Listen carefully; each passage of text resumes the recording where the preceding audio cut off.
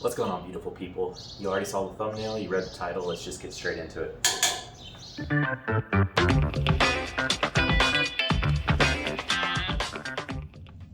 Alright guys, first things first is we want to locate the center line of the axle in relationship to the frame. Now this is a really important step because this is going to be the basis for a lot of measurements in the future, so we want to get this one right. Now some of you may know that it's about right in the center of the axle bump stop, and you'd be correct. You'll notice that these actually have room to move back and forth, so to do a little bit of verifying, what I did before I took the bed of the truck off is I shot a laser right down the center, and it just so happens that that line is also equidistant to the front and the rear of the wheel well. So this is really important because if this is off and we go and place our axle here and I start doing the 4-link kit on it and I go to put the bed back on, I might have my wheels too far forward or too far back. So we definitely don't want that. Now, I am unsure of whether or not it's exactly the same for the extended cab models, but I would think that they would be the same because on the extended cab models, they run a shorter bed and the wheel location appears to be in the same spot. Maybe somebody can chime in down below and verify that for us. Now, here's another point of reference real quick.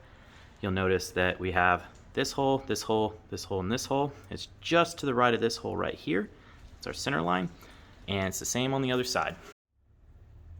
Now we're going to discuss materials used in this project. You'll notice right away that this isn't your standard trapezoidal shape C-notch that clamps to the frame rails like normal ones are. There's nothing wrong with those. Those work great, and I'm not going to fault you if you use those. I just decided to do it a little bit differently. I want to remove as little material from the frame rail as possible while keeping things lightweight and incredibly strong. So I only needed 2 inches of additional clearance for my axle, so it turns out that a 4-inch piece of mild steel tubing with 120 thousandths wall thickness is going to do the trick. The reason I chose this sizing is because the axle over here is, let's get up on it real quick, from this outer weld to this outer weld is 3 1/8 inch, or roughly 80 millimeters for you guys across the pond. Notice that I'm not going to have any issues with clearance on that. So that'll easily clear both sides and I won't have any extra wasted space with the traditional style C-notch. So we're going to go ahead, put this thing, line it up, trace it out, and then we're going to cut the piece out. That way we can install it. Before I forget, let me give you the deets on these little metal C-notch pieces that I made. I went up to my local metal supply house and asked them if they had a drop for a 4-inch piece of mild steel tubing that was 120 thousandths wall thickness, and just so happens they did. They actually had a 14-inch piece that I picked up for a few dollars. So 4 inches is 102 millimeters roughly, and 120 thousandths is close to about 1/8 of an inch, or a little bit larger than 3 millimeters thick. Then I came home, I cut a 3-inch section out with my bandsaw, so about 76 millimeters there. Then I cut the whole piece in half, which worked out great. Due to metal spring back, it actually made this archway a little bit wider. So anyway, that's how I did it. Once you're happy with your layout, you'll take your tool of choice to cut this piece out, either a sawzall, body saw, plasma cutter, portaband, angle grinder, whatever it is that you decide to cut this piece out with. Just remember, as with most things, and especially in this case, it's easier to remove material than it is to add it later, so try not to overshoot it. I always like to stay maybe a 1/16 to 1/8 of an inch inside of the Sharpie mark, and then I'll take a flap disc on an angle grinder and then finish it out. So that way I have good fitment and I don't have to worry about filling crazy gaps with the welder. I want it to be as tight as possible. Before you guys cut anything, I highly recommend supporting the truck properly. So I have it supported back here to keep the rear end from sagging when I cut this shape out, and I have it supported in the front with this jack. Now the jack's not actually lifting the truck up off the ground any more than it's sitting up there, so that still has weight on that stand over there, but it is tensioned up against it to help relieve some of the stress that's on this frame rail. And I'm also only doing one at a time. So I'm not gonna cut this frame rail, go over there and cut that one. I don't want any kind of deformation. That would be a horrible situation. It's hard to get these things back into shape, especially when you start welding on them. I'm gonna show you the sequence use case for that, because you have to weld these things the right way or else you're gonna run into shrinkage problems. So anyway, yeah, support the truck properly. You'll thank me later.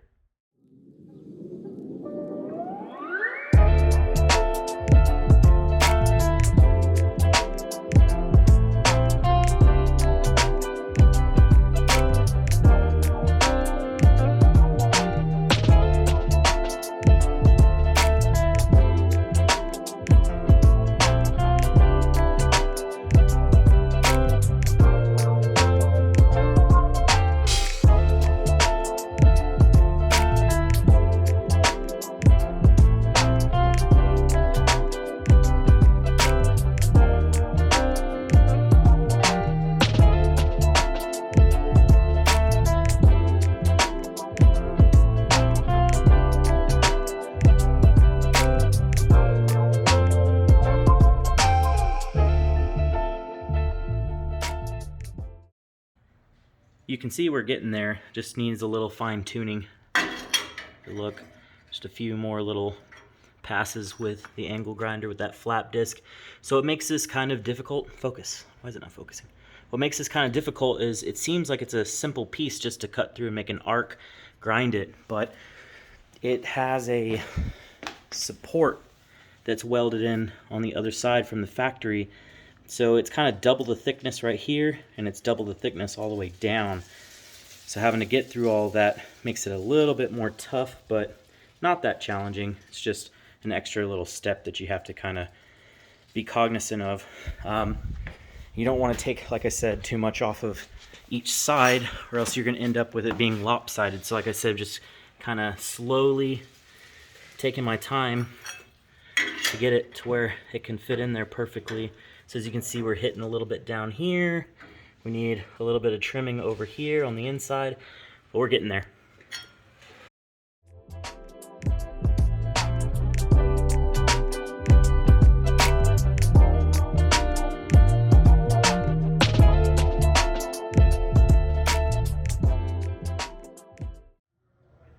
Cool deal. So I just got done welding in the C-notch part. So what I did was I put a tack on this side, a tack right here, and a tack right here, and then I ground them down. And I came over on this side, I tacked it in place right there, and on the other side as well. Then I let everything kind of cool down, and then I came over here, and I finished welding from this side to this side. I need to adjust the settings on my welder a little bit better, but anyway, I managed to get that all nice and fused together, good penetration as well. And then same thing on this side, and I waited for it to cool down.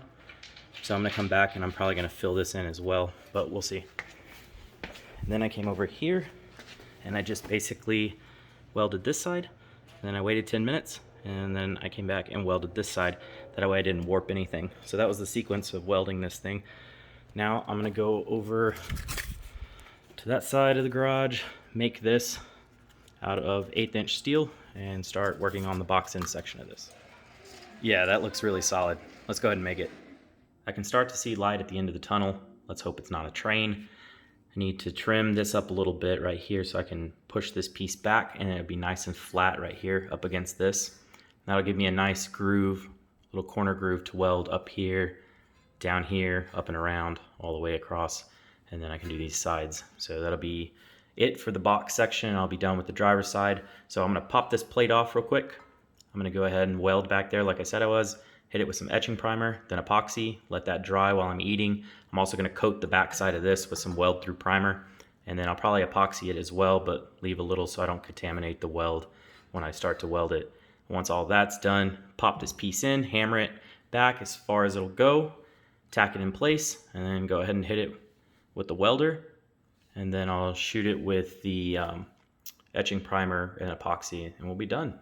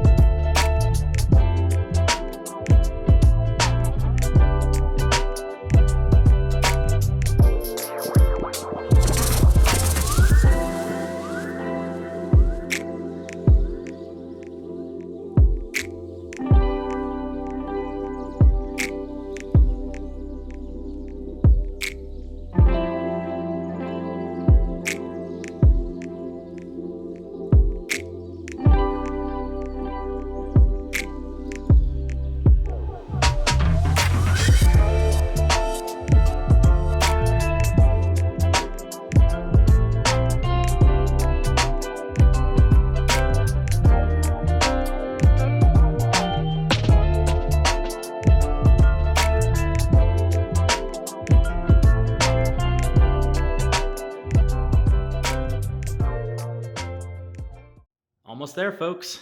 Just got to throw on some paint and we're done. And just like that, we're done with one side. So that's how I install the mini C-notch. As you can see, plenty of clearance for the axle. And that's about where the axle is going to sit when I have the coilovers on. So it's a good idea that I did this. As you can see, this is the only room that I had. By adding that, got a ton of room back. Man, this actually turned out really good. I'm very happy. I think this side's going to turn out even better now that I got a little bit of practice with the welder. All right, guys. Well, that's all for this episode. I'll catch you guys on the next one. Cheers.